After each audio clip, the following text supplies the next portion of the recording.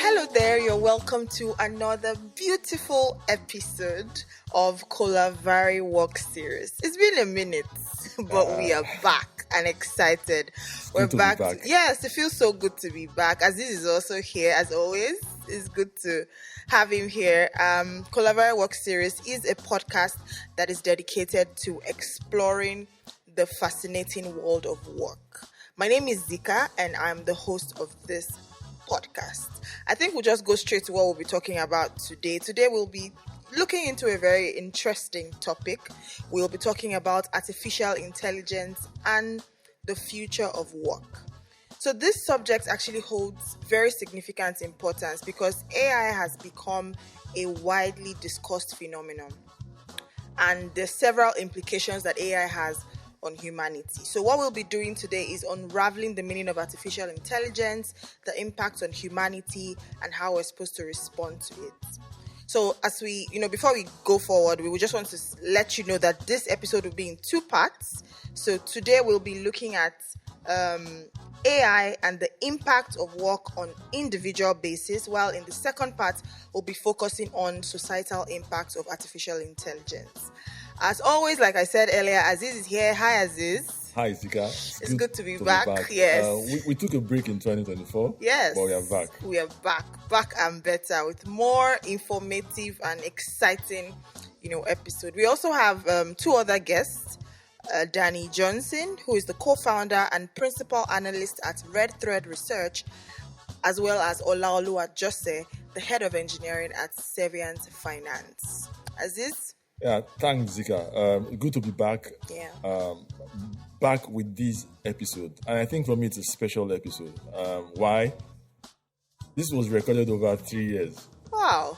The first interview with Danny Johnson took place in 2023. The interview with Olaolu took place in 2024.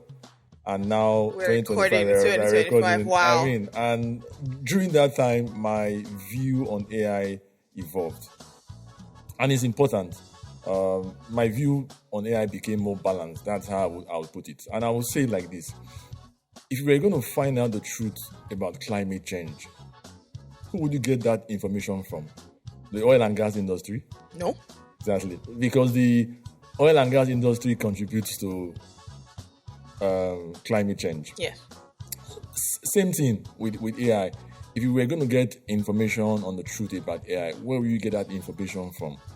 Would it be from companies who will benefit from its adoption, or from other sources? Other sources. So for me, it was ensuring that what I knew about AI didn't just come from, what was available in the public domain, which is from people who benefit from its adoption, but also from other people as well, so that at the end of the day, you have a more balanced view of AI. So I think that's really what happened over the 3 years. And I would say it was Danny Johnson that helped me with this shift. Because when she posted a comment on LinkedIn in 2023, and I responded, and my response was that, we would learn about AI from other shifts that have happened previously. And her response was, this is different.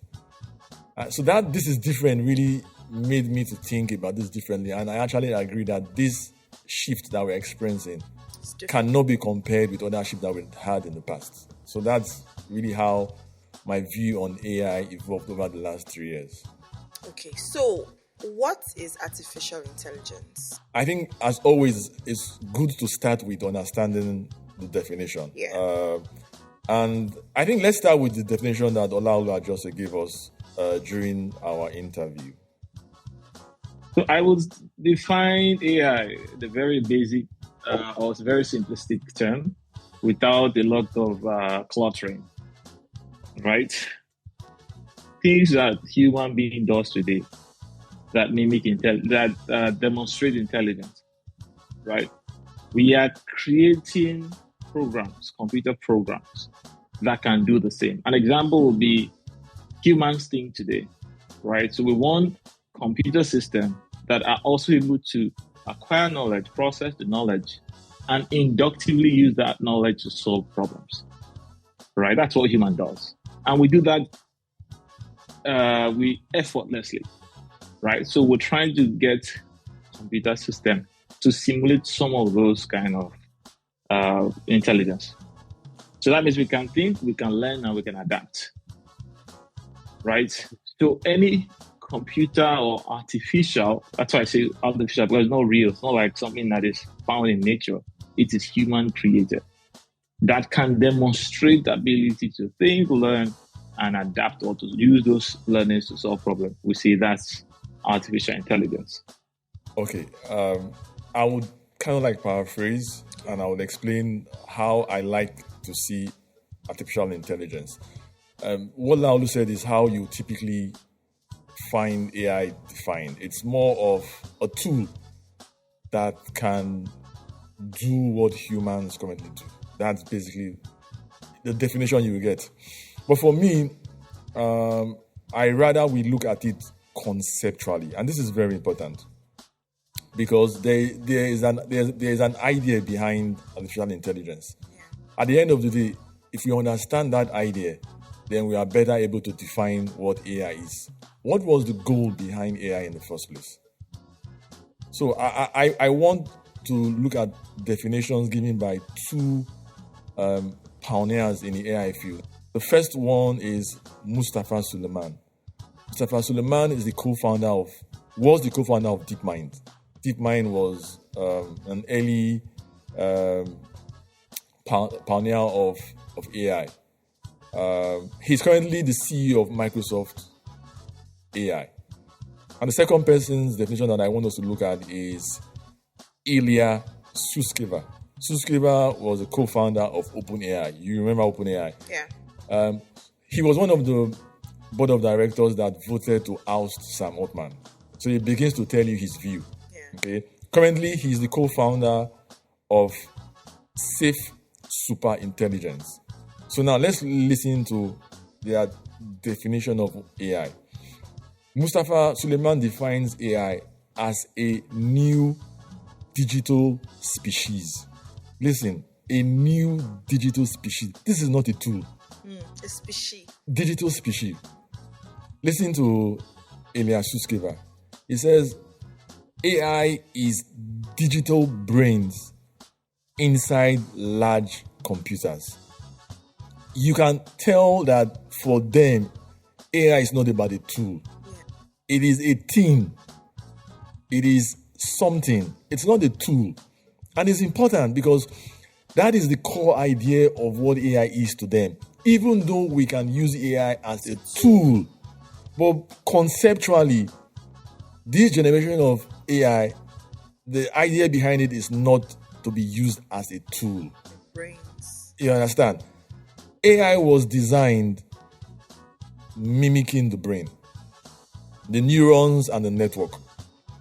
And in reality, we can write equations or what you call models or algorithms to define anything. Okay, so do you want to explain further on that? Okay, that's fine.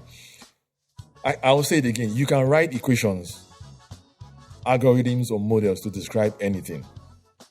At its core, especially deep learning, AI relies on mathematical models to process information and make decisions. It's very simple. The same way you can determine the volume a cup of water can hold. Because if we assume the cup is a cylinder, the cylinder has a formula. I think it's pi r square h. Yeah. So if you solve that equation, you know the volume of water the cup holds, even if you do not actually try it out. Yeah. Do you understand? It's like equations. Yeah. Now, I would explain it further, and I'll explain it what happened during my master's program. I worked on a fuel cell. A fuel cell is like a battery, but this time it uses it combines hydrogen with oxygen to form water. In that process, electricity is generated. So that's what the fuel cell is. I worked on a solid oxide fuel cell. That's what I worked on. So my project was to compare the operation of an SOFC under hot condition versus a cold condition. Now, what I did was to write a model. Again, remember, a model is a set of equations. Yeah. So these models, what they do, they describe how those components will work. So I had a gasifier, I had the cleanup process, and I had the fuel cell. I didn't make these to try out how it was going to work. I wrote equations describing the gasifier, describing the cleanup system, describing the fuel cell. And when I solve when those equations are solved using computer programs, it gives me an answer. Yeah. So in reality, you can model anything the same way you can model the brain. You understand? So Yes. at the basis of AI are mathematical foundations. They are equations. You can call them models, you can call them algorithms. They are equations. You understand? If you solve those equations, you get an output. So let's remember that. I think I understand better what you mean by why you said why you had to go to the founding fathers of AI, because what we have out there is different from what I'm understanding from what you're saying, and I think I'm following. Okay, so let's continue. So like I said, at the core of AI are mathematical foundations: probability, linear algebra, and optimization. That's basically the core of AI. So just the same way you can write equations for physics. So for example, force is equal to mass times acceleration. And you can actually calculate the force of anything if you know the mass and the acceleration of that thing. The same way you can predict the output of the brain if you can write equations. Remember, models that describe how the brain functions. Yes. So so typically the way the brain functions is that the brain receives input and it gives output. So the data that goes into that model is the input, and the AI model is able to simulate outputs that we receive as response. Yeah. You understand? But this time the response are human-like response because the models have been written to mimic the brain. So it's simple, but it's complex. You understand? So for example, today, if you type a prompt into ChatGPT, you are giving it input data. Yeah. It's going to use that input data to solve, and it will give you a response. Yes. So that's basically how it works. You understand? But it's just that this time, the response are like human-like response because the models have been written to mimic the brain. So that's basically. I mean, I think it's a lot clearer now. I mean, I've done a couple of presentations, and people kept trying to understand this AI thing. How does it work? I mean, so I had to take out time to just provide simple examples that would make people understand how AI works. Interesting. Okay, so what is the potential impact of artificial intelligence, and why do you think we should be concerned generally? Very good question. Let's listen to an excerpt of the interview with Danny Johnson. Then I would, add to it. Okay. Yeah, I think we're at a point in history where we have adopted technology as a part of our lives. So I'm not sure that was true at any of the other big influxes of technology, but now everyone carries around a supercomputer in their pocket. You know what I mean? Yeah. And so I think it's almost impossible to avoid AI or sidestep AI until we have a better handle on what it is, because it's being infused into every single thing we do. The other thing that is happening is we have some pretty big organizations with pretty substantial resources investing in it right now. And those organizations affect lots of aspects of our lives. You know what I mean? So Microsoft, Apple, Google, they are all going in heavily on this AI thing, and it affects every single thing that they put out, which means that it affects the things that we use on a daily basis. Yeah. And because they're investing in it, there's sort of this groundswell of I don't know that I would call it panic, but definitely some urgency around getting AI into other things so that they can compete or interface with some of these larger organizations that are going big on it. Summarize my takeout from Danny's comment.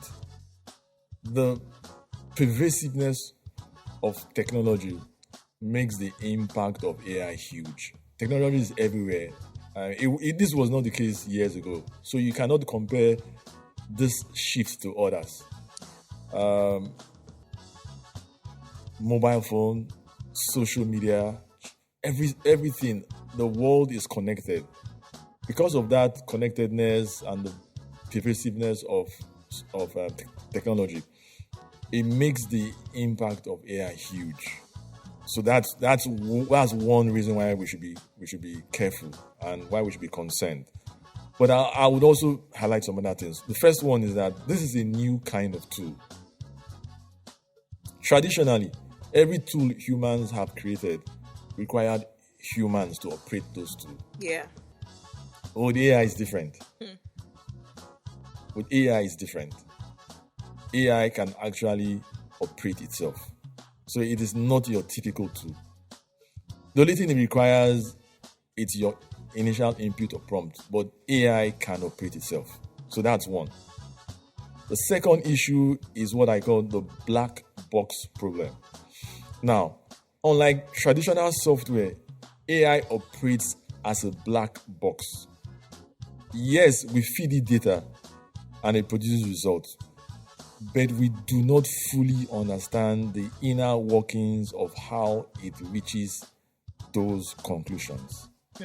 We do not fully understand. And this is how I would explain. Imagine when the car was invented.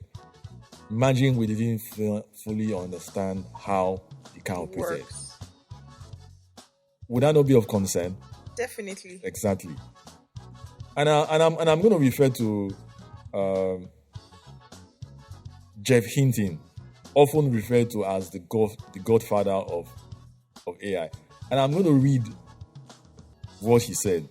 This is Jeff Hinton, the godfather of AI. This is what he said. He said, what we did as humans is design the learning algorithm. That's the equations, okay? When the learning algorithm interacts with data, it produces complicated neural networks that are good at doing things, but we really don't understand how they do these things. That is of great concern. And this is the reality of AI. We have a tool, if I can refer to it as a tool, that can surpass human intelligence in certain areas, yet we do not know how it works.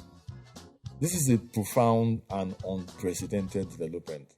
That is my concern. Now I'm concerned because before this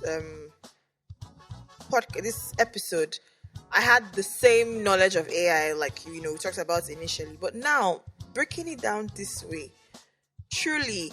And now my question, especially this is a work series, so how will it impact job security, and what measures can be taken to mitigate unemployment? Again, there are lots of views on this, but I would like us to listen to excerpts from both Danny Johnson and Laolu. Then I will come back and I would summarize, and I will also add my own take to it as well. But let's start with listening to Danny Johnson. Okay. Disruptive is an interesting word.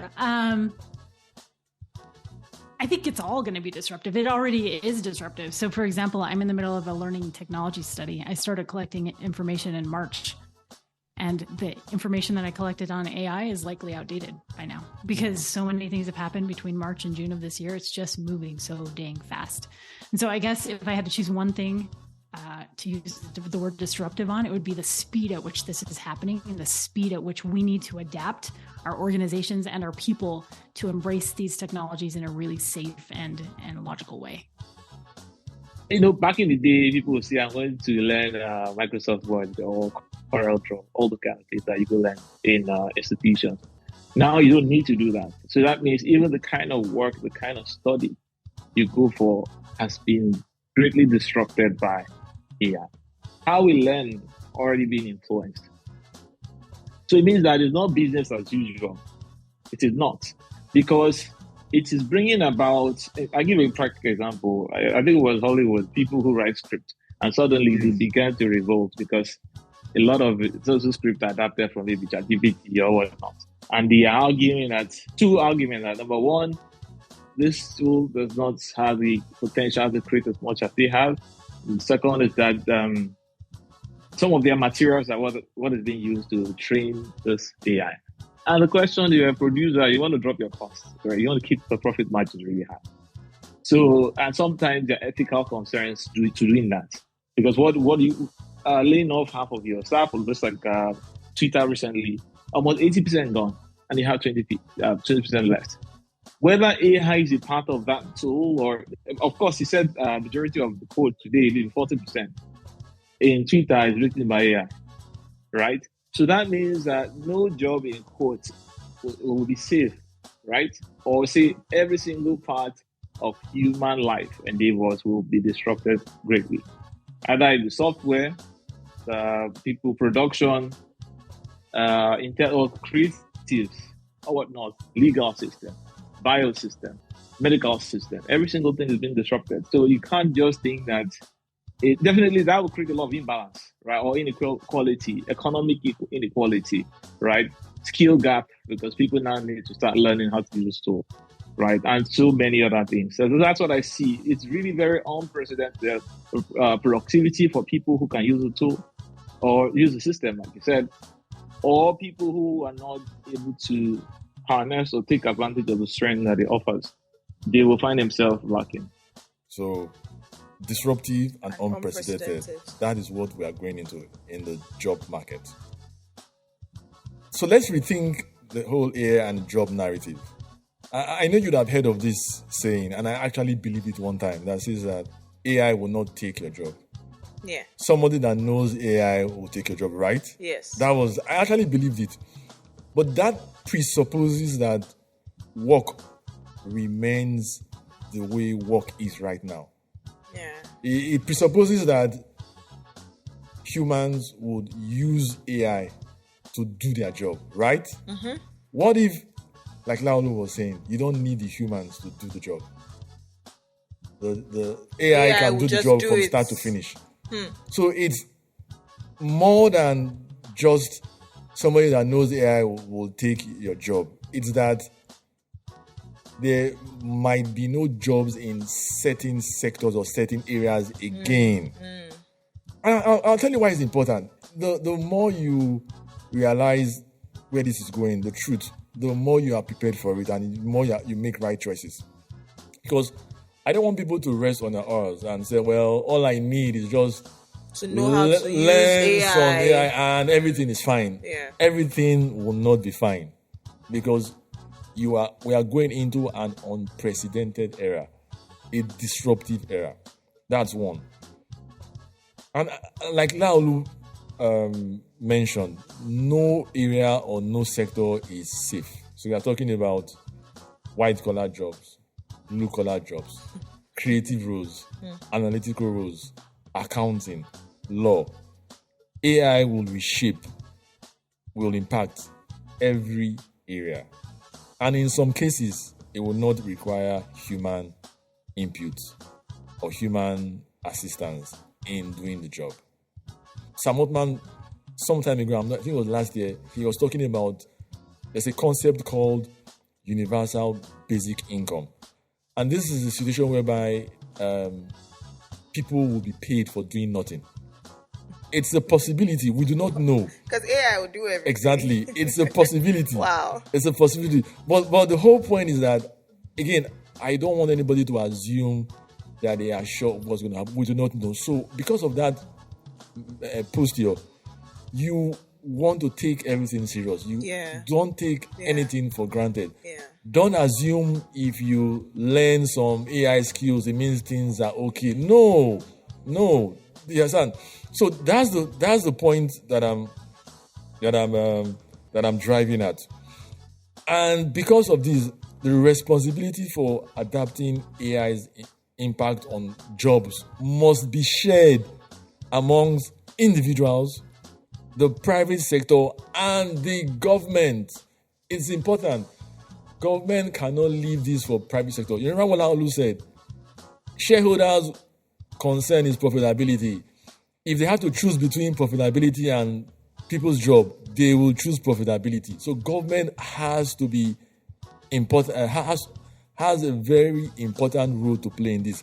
Together, we can put in place strategies and structures that can help us evolve in this era that is beneficial to all.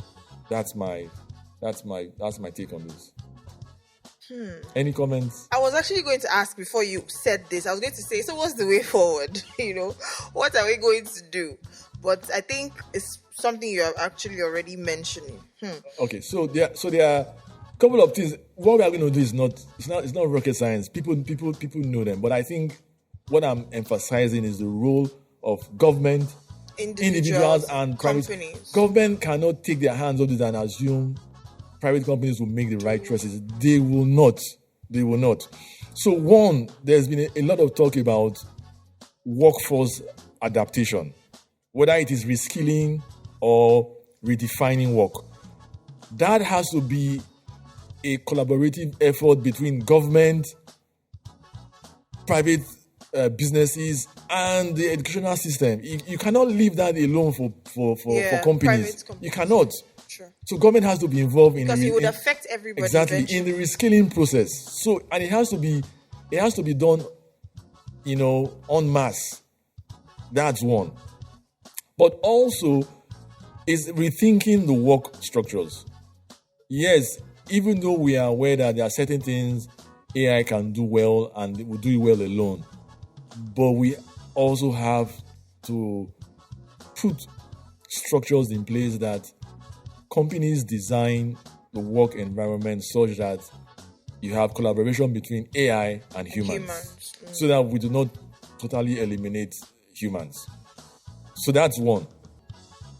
Talking about workplace adaptation. Two is the issue of universal basic income or some alternative safety net. It's important. We must acknowledge this. If massive unemployment becomes the norm and countries become productive without humans, how do you take care of those humans? And that's where universal basic income comes in. You can pay everybody some type of salary or safety nets. You understand? It could be tax credit, wage subsidies, whatever. But these things have to be considered now. Thought about. Exactly. Structures put in place. Exactly. Yeah. And lastly is the individual responsibility. Continuous learning is important. No one can afford to remain stagnant. Individuals must take ownership of their future by continuously learning and upskilling to remain relevant. Adaptation is key in this era that we are entering. It's very key. So I think these are some of the things. Like I said, it's not as if what I'm saying is it's different or new. My view is that, I'll say it again, individuals, private institutions, private businesses, and the government need to work hand in hand to address these issues. It's food for thought. Interesting. Okay, so my question now is, what are the skills that you think humans, as workers, have to, take on? What skills will now be required? Because we're already in an AI-driven economy. Yeah, we are. Yeah. Yes. So what new skills do you think will be required, and how can we actually facilitate transformation in the workforce? I think both discussions with Laulu and Danny, I think this came up. Okay. So we just listened to an excerpt from their interview. Then I would at the end of the round up with some additional thoughts. Okay. So let's listen to Laulu first. Back then when I work on projects, I will need like 6 people, like PMs and quality assurance personnel. I need somebody to do the front end, back end design. Right now, the role of project management is heavily disrupted because from the requirement gathering to fine-tuning this thing or the creating stories, everything can now be done by computer. Even testing, the test strategy, methodologies you use to confirm if something is good or not can all be automated. What that means is that you need to find how to leverage this new strength to do much more, right? Or you would just be in that category of people who keep saying this thing cannot take our job, it's a lie, it's just like it's a phase, it's gonna go away. Some people said about the internet. I say, oh no, it doesn't have capability to disrupt, just like many other great invention, in no time it will be out. I want people to start seeing the great threats and the opportunity provided. For example, cybersecurity is now redefined because if you call a computer breach as people taking advantage of vulnerability of a system, so what do you do when another system taking advantage of another system? What do you call that? How do you attack that? Right? When you define murder as human being killing another person, how do you now define when an autonomous system is doing the same thing? Right? So a lot of things are about to be redefined because they're not the same, right? On the ethics, on the policies, on the security, on the job, every single thing is now being disrupted. If you are very good at, scouting some opportunity, it might just be time for you to start learning, AI side of security, right? Or AI side of legal, or every other thing that we know that will be disrupted to find a balance. So that's what I strongly believe should be a thing in our day.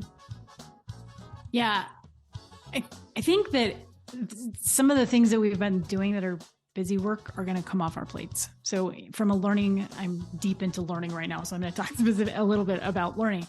But from a learning perspective, L&D professionals spend lots of time curating content and creating content and managing, the back-end databases of people and figuring out who's done what and how they've done it. And that's been largely a manual process until now. That's going to change. And so a lot of the sort of higher level work that can be automated is going to come off our plates, which frees us up to do all kinds of new things. So if I had to put in place a set of skills for L&D and HR professionals in general, it would be adaptability and flexibility, open-mindedness to make sure that they can adapt these tools. And then I would focus on sort of the higher level skills, the people skills that can't necessarily be accomplished by AI. So for example, I think people skills and connective skills are going to become really, really important in the next little while. I think strategic skills are going to become important. I think ability to look at data that's been analyzed by AI and determine the credibility of it is going to become really important. I think seeing around corners, so to speak, is also going to become really important. And so I think HR professionals, and not just HR professionals, probably all employees need to develop some of these higher level skills because we're going to take some of the stupid work off their plates. They're gonna free up to do those things, and if they don't develop these skills, they might be at risk if a machine can do it. So though Danny Johnson was specifically talking to L&D professionals, but those her comments also apply to all employees. So she mentioned a couple of, she talked about adaptability and flexibility, open-mindedness, people and connectivity skills, strategic skills, ability to get insight from data, seeing around the corners. What you typically would refer to as human-centric skills, I think Laulu also mentioned knowing, learning the tools, be familiar with the AI tools. Now, this is what I'm going to add to it. The best description I have come across about learning AI skills from a guy, Ethan Mollick. He's the author of Co-Intelligence. And I'm going to read what he said. He said, everyone wants to teach AI skills, but nobody really knows what AI skills are. I mean, so accurate. Let alone what they will be in the future. You remember when I said, we really don't know what's going to happen. Yes, so when when you hear people telling you with certainty that this is what's going to happen, be skeptical. Now, Ethan Mollick goes on to suggest for now, AI skills closely resemble the skills of a great manager. And this is why. Because for now, what AI will do for us will be like an assistant. Okay. So the skills you really need to work with AI is a great manager who has an assistant. So he was talking about delegation skills, clear communication, understanding strengths and weaknesses, division of labor, knowing what you can do and what AI can do, project management, and providing effective feedback. So these are the skills that he recommends. Now, this is my summary on this particular. Think of AI as your executive assistant, a very smart and capable executive assistant, often better than you in certain tasks. So the key isn't just learning programming or prompt engineering or AI tools. Yes, but that's not the issue. It's about mastering how to collaborate with these intelligent assistants to enhance your productivity and decision making. That should be the focus. That's the only way we will not be eradicated exactly from it. It's been a very packed full part one of this episode, and there's been so much to learn. Actually, I think the summary for me will be, just like you said in the beginning, that clarity, that understanding that AI is not just a tool. Yeah, it's not. If I can use the word, it's like a competition. If I can use the word. So it's time to really sit up, reskill, re-strategize, because we have to live in that reality that AI is here. The future is uncertain, so everyone must adapt. We can't be ignorant of what is happening, and leverage on AI itself, just like you mentioned now, developing as things are coming, learning, so that in the future it's not just AI and then we are just sidelined. So I think that's one of the very strong things that I heard from all of the discovery that you brought to us today. So, I will share my concern again. Okay. My concern is that there's still a lot we do not know about AI. And I think governments need to take this very serious, because the impact, we'll talk a bit of that in second part. Okay. But the impact of what we are experiencing, if governments do nothing, it will not huge impact on the nation. Yes, on nations. And I'll share this. There was an AI summit that was held in Paris, I think last month. They held it. Was it last year or 2 years ago? You had Joe Biden and Rishi Sunak. And if you look at the theme of that AI summit compared to the theme of this AI summit, you will see what I'm talking about. In that particular summit, there was a lot of caution. There was a lot about what safety guards we need to put in place in ensuring that this doesn't get out of hand. This year's summit, it was all about how would AI make us better, more productive, and nobody talked about the safety concerns anymore. That for me is a concern. That's true. That's true. But I'm hopeful that government hears this and takes it up. Thank you so much for the enlightening information that you have brought to us today, and we would also like to thank our guests, Laulu Ajose and Danny Johnson, as well. I'm sure that you have learned one or two things from this part, and if you have listened up to this point, it's not over. There's a part 2. Please, there's a part 2. So stay tuned. Look forward to the second part of this particular episode. As always, this podcast is edited and the sound is produced by Joshua Praise. and the soundtrack is an original music of Justo Christos. The poster is designed by Faith Folari and Joseph Okafor. Please don't forget to share this with your friends, your family, drop a comment, let the world know this, this discovery that is Collavare Work Series. Thank you so much, and see you again in part 2. Bye. Bye.